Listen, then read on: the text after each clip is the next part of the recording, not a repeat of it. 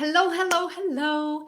If you have pain anywhere in your body, chances are, or it's a possibility that it may be linked to some childhood emotional pain. And that's what we're going to talk about today. I'm really excited. I'm Jane Hogan. I'm the wellness engineer, 30 years as an engineer, now functional medicine health coach as a result of my own journey with pain with rheumatoid arthritis and reversing it naturally. And I created the show Wellness by Design because I wanted to help people intentionally design a life and the health that they want rather than just reacting to the world around them. You can be a designer of your life and turn your life around. So welcome today to Joanna Chodorowska. I got it right, I think. Yes, Welcome you to the did. show, Joanna. Thank you. It's a pleasure to be here, Jane. I'm so happy to have you here. You and I connected a little bit over this pain and energy work, which, a few people like us find really, really fun and exciting, right? I find it absolutely fascinating because everybody's pain, even though, let's say I had 10 people that come in for rheumatoid arthritis or osteoarthritis and joint pain, they all can have like different reasons why the pain is there. And so even optimizing the anti-inflammatory diet, it's optimizing it for them.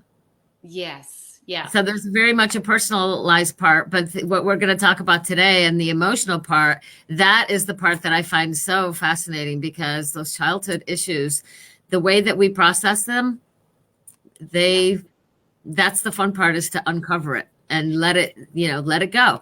See you, bye. I loved you. I loved you then. I love you now in a different way. You can go now. Yes, I love that. I love that. So, your background, you're a nutritionist. I'm just going to have a little look at your bio that I got here. You're an intuitive nutritionist and energy therapy coach. I love that combination of things. You're the founder of Nutrition in Motion. You've been doing this for 16 years, you told me. Yeah, I just started my 17th year, so. Wow, amazing. So you incorporate real food. Love that. I feel like we're sisters here on this. I know, sisters on a different continent. Yes. Anti-inflammatory and mindfulness principles. Where are you, by the way? I'm in Philadelphia. Okay. Yeah. All right. We're two different countries, but yeah.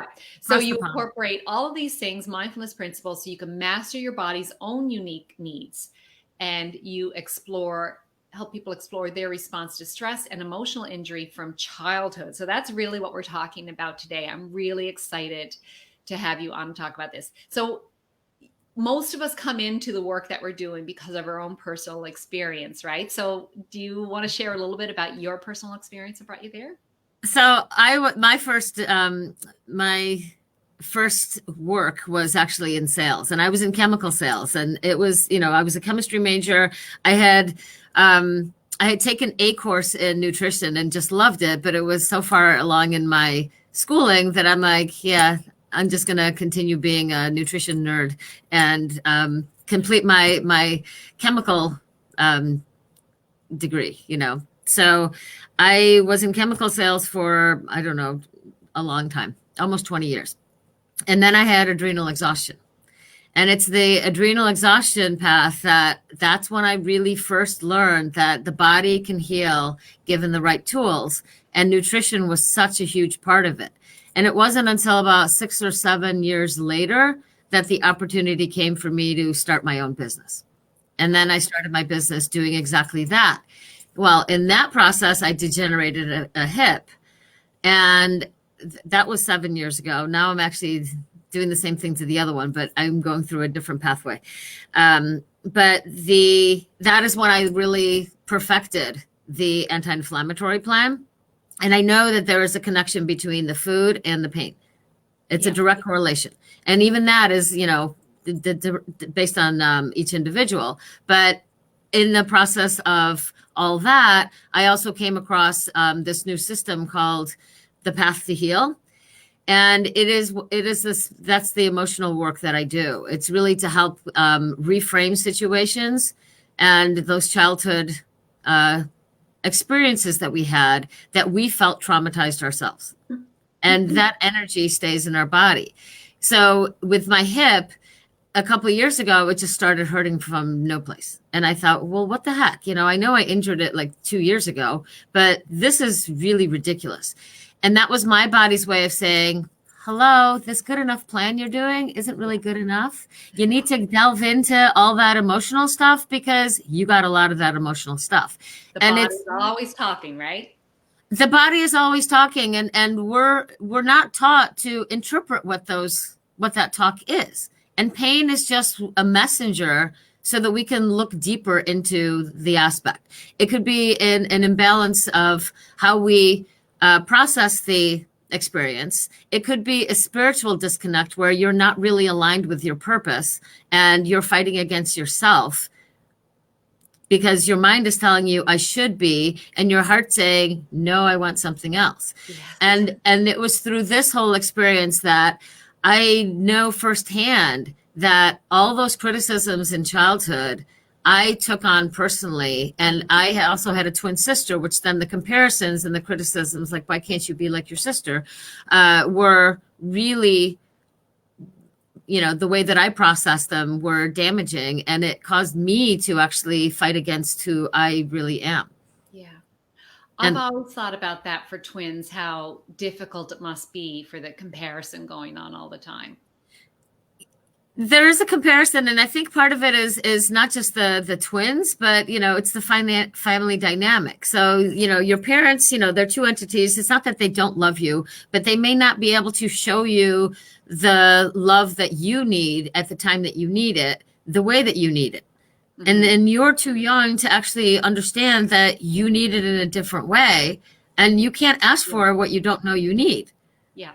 Something else you said there too about it was the way you interpreted it, because a lot of times things happen when we're little kids and we're going around in that, basically hypnotic state, taking things in, and we may just interpret something the wrong way, and that causes the pain in us that we internalize and hold on to, and that comes out as physical pain later on. Yeah. And it's something where I have learned, I have 3 sisters. So not only do I have my twin sister, but I have other sisters. And one is also a practitioner with the Path to Heal system that I work with. And when I first started, she actually offered to be a test subject. Like, oh, you need practice? I'll take healing. Sure. Why not?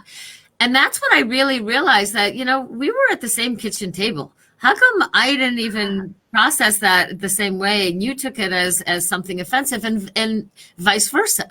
So it's really our viewpoint and how we processed it. And it became evidently clear, that the way I processed it was different than she processed it. The way my twin sister processed things were different than mine. I had a terrible time of comparing myself to her. And I did a really great job of comparing my weaknesses to her strengths, which that was turmoil. That was internal turmoil on a regular basis. And so I had to work through those layers as well, because wait, her weaknesses are my strengths. Why don't I look at it that way? And now I don't even look as any of it as weaknesses. I don't look for those things. I just look for what's working and how do we amplify what's working. Right. Yeah. I just want to mention to anyone that's watching, if you're watching live, you can post questions now, and we'll try to get at them. If you're watching on the replay, you can ask questions, and we'll try to get to them at some point as well. So just feel free to ask questions or make comments. Let us know that you're here, whether this is resonating with you, all that kind of stuff. Okay, so Joanna, let's dive into the process. Like, how do you start digging into this with your clients? So this is where the intuitive part comes in, because whenever I start my sessions, I'm always calling in the light, because the light is what illuminates the situation and the issue that needs to be addressed. But it's through asking the client, well, what's going on? What are the stressors that are going on? I know we've done the nutrition work. What was the challenge? What was the real reason that was that was an issue? And oftentimes they'll actually say, well, I have too much anxiety. I'm not sleeping at night. Okay, so tell me about your anxiety. And that's all I ask them is like, well, tell me a little bit more about that. And usually when they start explaining a little bit more about that, then there's an issue that is like, oh, well, that's coming up. okay, that's coming up. Are you ready to work through that issue with the energy work? And nobody has regretted saying yes. Okay. So, and then I work through my system to find out, okay, well, what is the aspect? Where did that actually come from? Where did that? And I call it a wound, because sometimes that's what it feels like. You've been wounded. Right. So it's really an exploration to find out, where did that wound originate? Was it in childhood? Was it in a previous life? How can we reframe it so that the client gets the aha, and they feel that shift, where that stuck energy, that stuck emotion is released, and they typically just feel a lot more calm, a lot more relaxed, and they come up with their own answers. I'm really the conduit to help them connect with their heart and what their inner wisdom is. So, yeah. And each session kind of takes its own flavor and course. And sometimes I just use oracle cards. Sometimes I actually have to do the dive in to tell the story. And that's where the system comes in. It helps to actually identify what that story is and where it originated. Mm-hmm. And it only works when the client actually goes, oh, I get it. Oh, that, right. And they can work through it that way. If I get it, it's fine, but it's not my story. So yeah. I love a few things that you said there. And I draw on that too. I really draw on my intuition and try to, I always center into my heart as well to say, how can I say the right things, find the right wisdom for the client to help them connect with themselves? Because we all have that wisdom within us, right? We all have that wisdom in us to know what's best for us. It's just that a lot of us are blocking it because of all the other stuff that's going on in our heads and in our lives. It's almost like putting masks on. So we have this desire that we want to fit in. We want to be loved. Yeah. And through our experiences in childhood, that's when we're learning, well, what's acceptable, what's lovable, what's not. Yeah. And so then we come in and we add a mask because, oh, I think mom and dad will like this version of me. Well, but that's not you. So at some point, and, I sometimes refer to it as glasses. You put so many pairs of glasses on, you can't see. Yeah. Yeah. So my job is to really take those glasses layers by layer. Sometimes it's an instantaneous, we can take them all off, but it's really reconnecting us to our internal wisdom. Yeah. And I love what you said there about the reframe, because that whole reframe, just seeing something from a different perspective, can shift things instantly. Absolutely. And yeah. I'm going to just offer one. I typically am one of my best examples, but I'm going to use one of my clients where at first she didn't quite get it, but something came up about when she was younger, she was called obnoxious. And so she dimmed some of her light and some of her, her zest for life, because she didn't want to be obnoxious. So it's something where parents don't intentionally wound us. They don't intentionally say things, but the way it lands and the way we perceive it, it's like, oh, well, there's the mask. I gotta hide that. You can't see that part of me because I don't want to get criticized again. Yeah. Yeah. Criticism, it's very painful when you're younger, but the self-criticism, because what happens then is that you turn on a self-criticism, which is the worst of all, right? Well, and that's a lot of what the work that I talk about is like, okay, I want you to love your body and your life. But if you become, because of, excessive criticism from parents, from teachers, from siblings, friends, the result is typically we become our own worst critic. And so, looking in the mirror, all you do is look for all your flaws. Oh, I got a wrinkle. Oh, I got this. Oh, I've got fat thighs. Oh, I've got something else. It's none of that. I mean, that's your perception. That's the lens you're looking through. And if we can reframe that so that you can actually start seeing more of the beauty, the stress releases, and then so does the pain, because stress contributes to that pain. And the stress of that emotional trauma is what we're trying to release. And then, obviously we ameliorate it with nutrition and mindfulness and just kind of catching yourself on how you view yourself and then Yeah. how you view others. Because it's habitual thinking, right? It's so then switching around that habitual thinking from, that's a comfort. It sounds weird. Even when it's uncomfortable, it's comfortable because it's what you know. But so Right. switching it is Yeah. is the work, really. Yeah. Observing, switching. And how much do you draw on uh, this energy that outside of all of us, which is actually inside all of us? So I call in the light on a regular basis, and even in client I love that. sessions, sometimes if I'm getting a little stuck, and I'm like, all right, like I need the situation illuminated so we can move forward. And so I use it all the time. I'm also an ordained minister, so that is part of what I do. Is it's just part of who I am now, and it's not something that I'm embarrassed to do when I call in the light for the session. Nobody looks at me like, oh, you're weird. But for the longest time, I really thought that was weird. So guess what? My hip hurt more because I'm not stepping into an aspect of me. I'm not loving this, the spiritual side of me to the extent that I need. And my body's basically saying, you need to love this a little bit more so that you can really allow this pain to release. I totally get that because 30 years as an engineer, coming from a family of engineers, but I had always had the spiritual side. And I did Reiki training years ago. I have And that too. It's one of my little certificates up there. I was looking at your certificates thinking, well, maybe I should start putting all my certificates up there.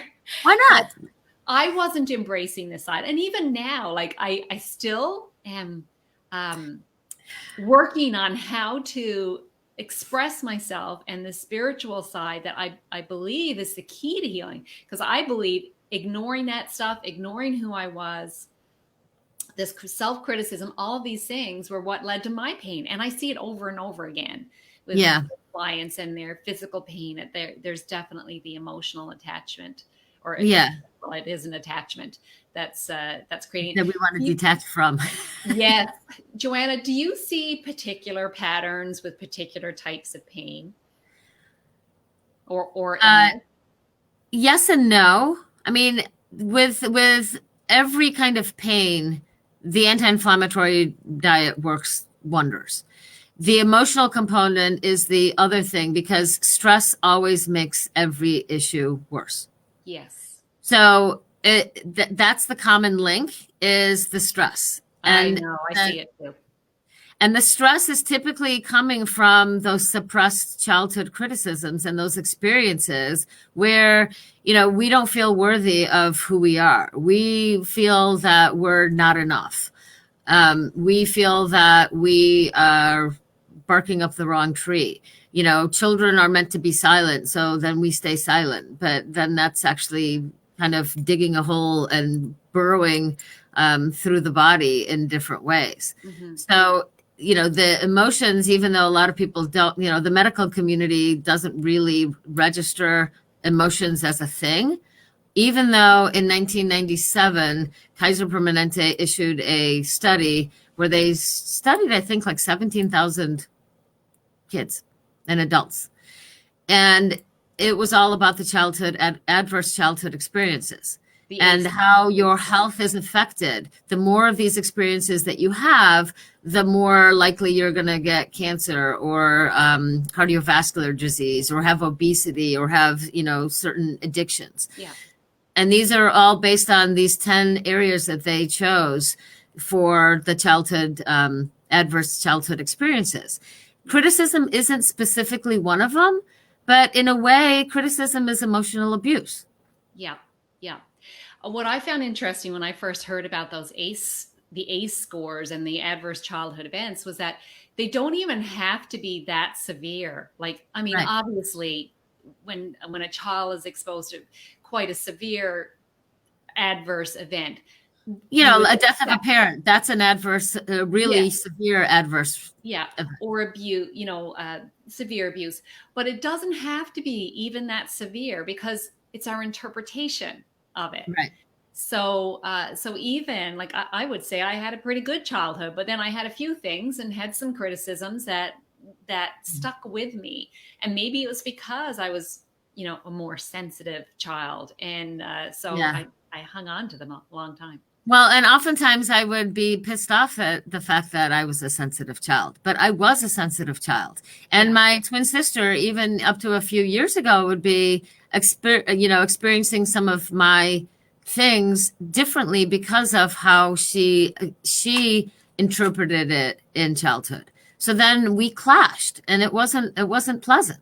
Yeah. So once I was able to go, okay, I understand now my story and how I got to this place. And yeah, I was a sensitive child. I did need somebody to just ask me what was going on. Why am I upset? And give me a hug, tell me it's going to be all okay, and off I could go play. Yeah. But I didn't get that, and I didn't know that that's what I needed. Yeah. So I ended up suppressing all those emotions, and I could get triggered into a bad mood pretty quickly. And I didn't have the coping skills in order to get through it because I didn't know what I needed. And it wasn't until I got sick, even the first time with adrenal exhaustion, that stress was a huge part of my adrenals basically not working. And it's interesting that we play out the responses we have when we were kids to these stressful events when we didn't get what we wanted. We play it out as adults, but in a different way. But it's the Yes. same thing going on and on again.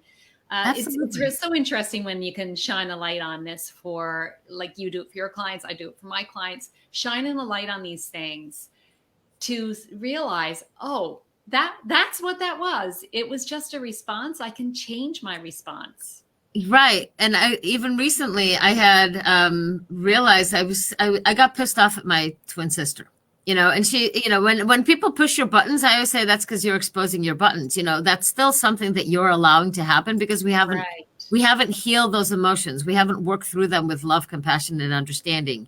So I suddenly had this epiphany that all the time that she was, always taking the other side so that I could prove how I was thinking, I was like, wow, all those years I was pissed off at her. And I really need to thank her because she challenged me to stand up for what I knew to be true for me. And so now if somebody asks, I'm like, okay, I don't have to get defensive. I can just step into who I am and just be and just explain it because this is what I believe and this is what I have found to be true for me. Right, right. Joanna, I love that. And I love thinking about, rather than looking back on any of our experiences, and I'm sure you do this as well, as being, well, I wish that hadn't happened. Well, I understand it, but I wish it hadn't happened. Like we have to appreciate that every part of our experience and how we respond to it and how the pain that we've had as a result, all of it brought us to where we are right now. Yeah. And Which that's is a beautiful thing. It is a beautiful thing, but that's, it sounds like such a simple thing. And it is, except that it's not easy. Yes, not easy. But I believe that we are spiritual beings here having a human experience. We're here to learn. So all of these experiences are for us to learn. And if we don't learn, we just keep getting the same thing happening and happening again, right?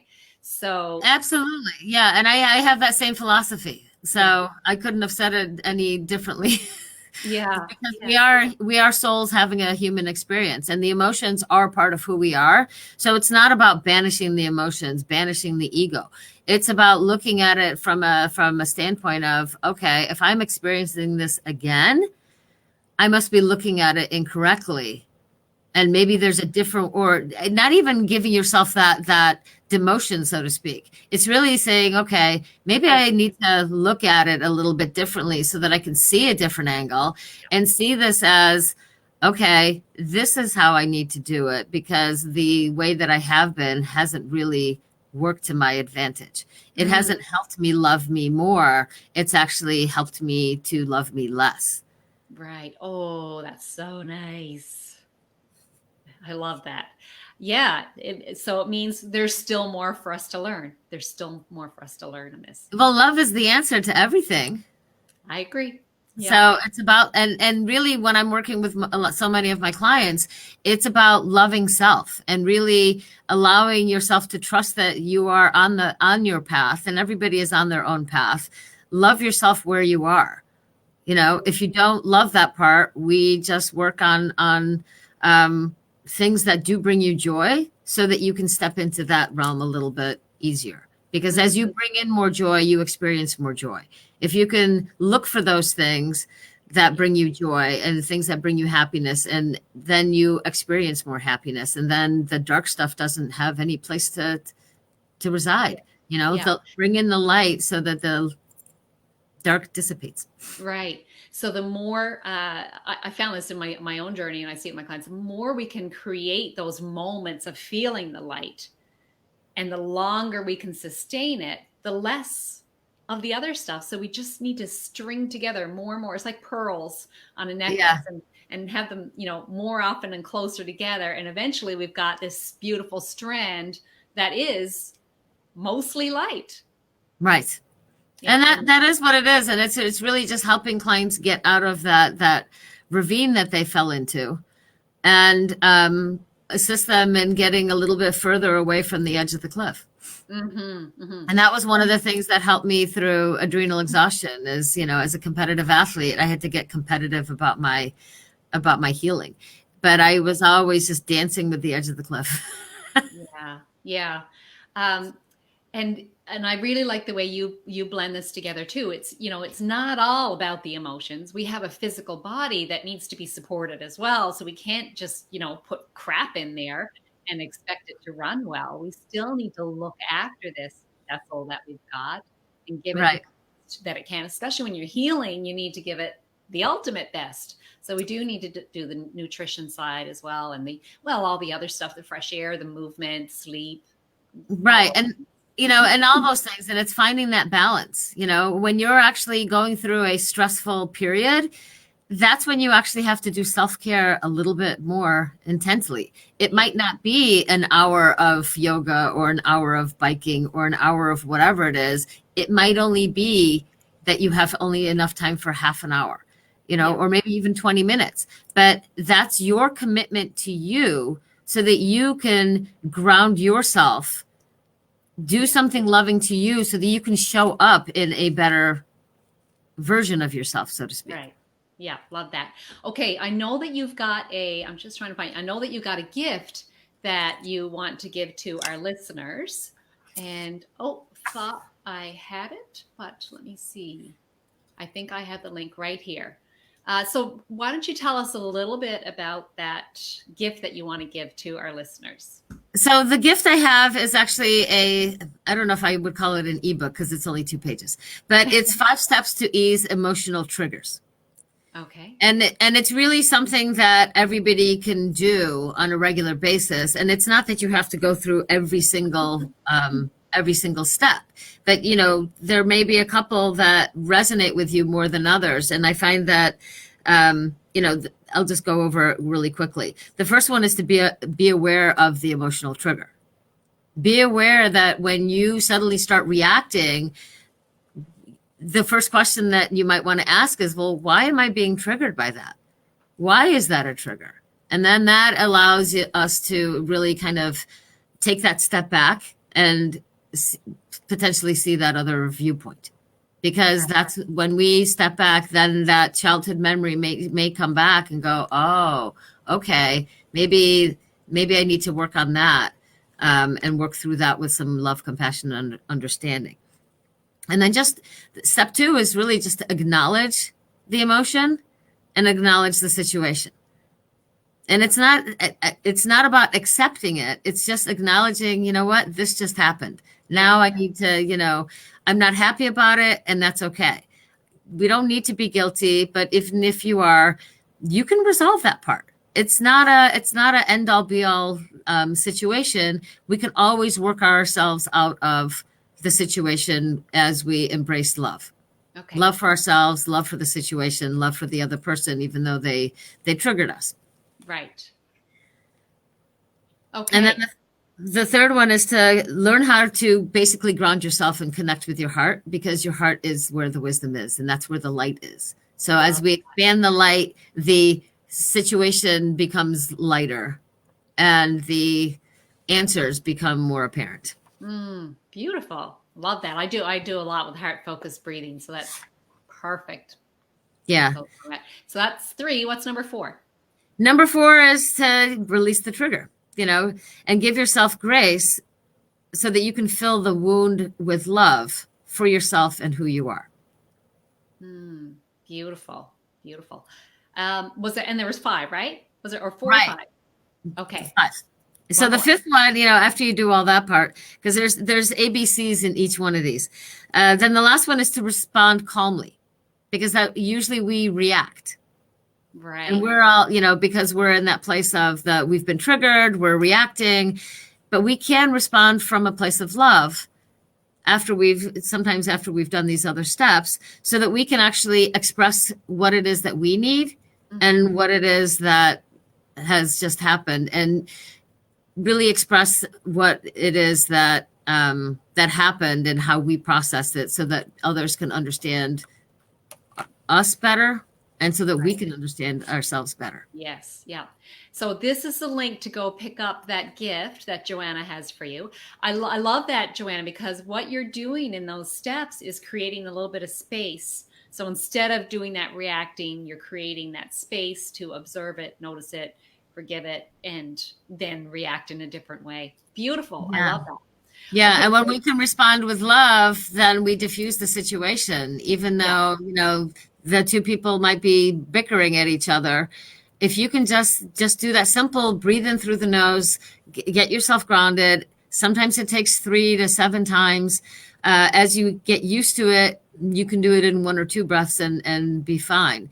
And then you kind of call on the light and call on your heart, like, okay, what do I say now? What's going on? Yeah. And Trust yourself. It allows you to tune into that intuition. Okay, I love that. So I always end the show with one last question. What is one action someone could take today to improve their health? the one thing based on what we were doing today is literally breathe. Really just breathe and breathe in the light. Ground yourself so that you can see a different perspective. And from that new perspective, you can respond with love. Beautiful. And I that little expression that you use when you word it that way, breathe in the light, I think that automatically makes people breathe in deeply and probably into their belly, because you want that good light right within you, right? So just that little expression is so nice. Joanna, that is so great. And I know I've got links there where people can find you on your website and so on. So I just want to say thank you so much for coming and sharing your years of experience and what you've learned, and for the benefit of everyone. So I know I've learned something today, and I hope that I know the audience has as well. So thank you so much. Thank you so much, Jane. It's been just really a pleasure to be here. And I really do feel like we're doing the same thing on different sides of the pond. Yes. Yeah, me too. All right. Take care, my friend. And You thanks too. to everyone for watching. Blessings to all. Bye.